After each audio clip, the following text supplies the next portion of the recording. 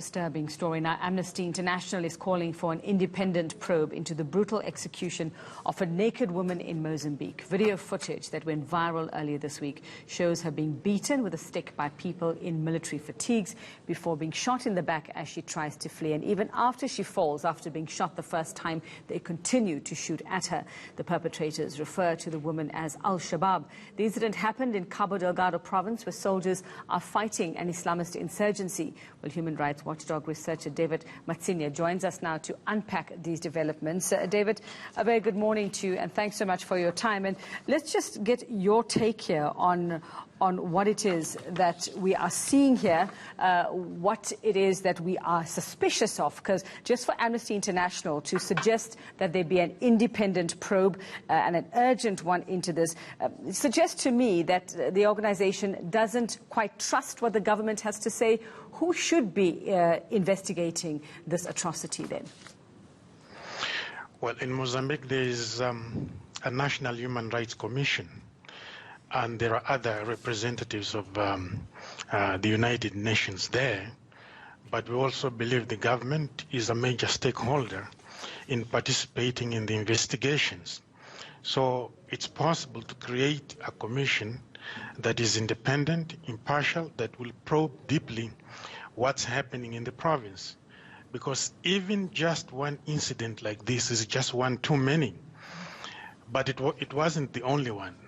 There are many others that we have seen in the past, and they are consistent with what we have seen, what we've heard. So an investigation is required, and that's what we're calling for.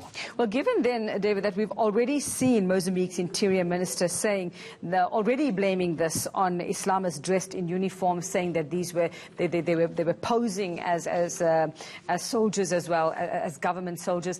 Do you really think then that even an investigation like that is going to give us the truth in the situation? If the investigation is impartial, if it's independent, if it's transparent, then we are confident that it will produce the required information, and it will clear any doubt and clouds as to who is committing these atrocities.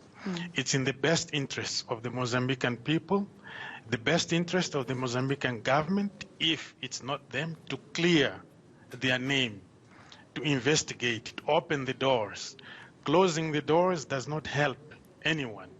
That's why the doors must be opened, and an investigation is required to clear the air, all the suspicions. Now, we already have many experts in Mozambique who already say it is quite suspicious. They're looking at how these men are dressed, the ones who shot at the women, at how they are dressing. They're saying that there seems to be a mix of uniform, a mixture of different parts of the military as well, which kind of suggests that, you know, there may have been imposters, that this doesn't seem to be that, you know, the real soldiers would not have been dressed in this manner. They would have been in a complete, proper uniform. Just your take on that, also because you know of what's happened in the past there. Well, all the evidence that we have analyzed point in the direction of the Mozambican Defense Force. It's also not true that the Mozambican Defense Force never wears civilian clothes or mix different kinds of uniforms. I have been in Cabo Delgado. I have seen the Mozambican Defense Force dressed in different kinds of clothing. So it is highly likely that these are Mozambican Defense Forces that have committed this. That is why we are calling for an investigation to clear all of this.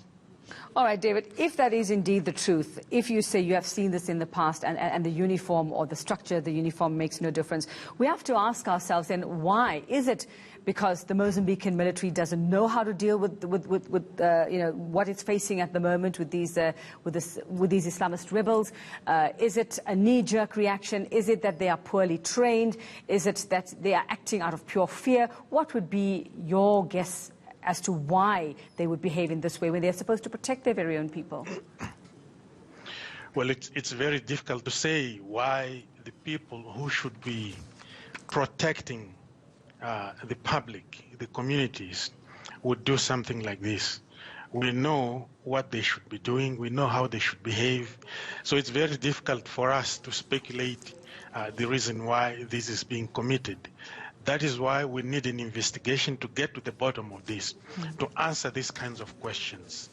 Who and why these things are being done in broad daylight, being filmed and propagated broadly. Right, thanks very much for that, David. Matsinhe from Amnesty International. Well, hopefully we'll get some answers to some of those questions when Dan will chat to a military or defense expert a little later on this hour.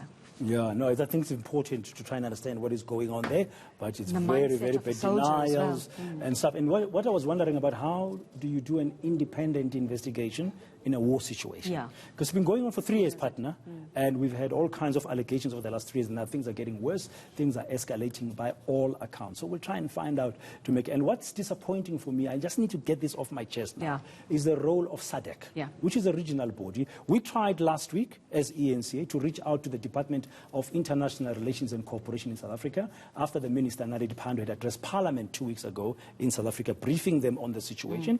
And South Africa's position is very clear. SADC is leading this effort. Who's the current chair of SADC? President Philip Nyusi of Mozambique. So now you're wondering, what is the role of SADC to try and stop what is happening there in Mozambique on both sides? Because the allegations are coming from both sides. But the war has to stop, because otherwise there's a big risk that the region, Southern Africa, which has been largely peaceful for decades, may become unstable. And it's no time to be asking for roadmaps and details like that. It's time for action. I think the time for roadmaps and all of that is long past. It's a very, very urgent situation. SADC, yet again, do not prove yourself to be a toothless body.